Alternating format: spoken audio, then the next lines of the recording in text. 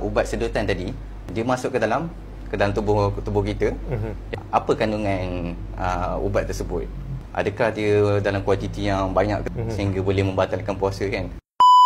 Inhaler ni ada dua jenis. Sama ada dia bentuk serbuk ataupun dry powder.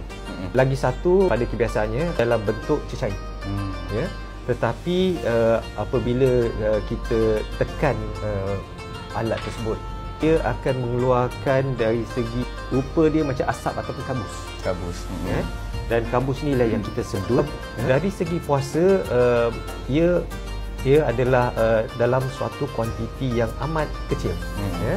Tahap mikrogram. Sangat kecil. So, sangat kecil. Sangat-sangat halus dan sangat-sangat sedikit yang masuk. Okay. Dan faktor yang utama saya perlu tekankan di sini, kita tak nak ubat yang pesakit ambil tu jatuh masuk ke dalam perut. Dia boleh jatuh masuk dalam perut sekiranya teknik itu salah.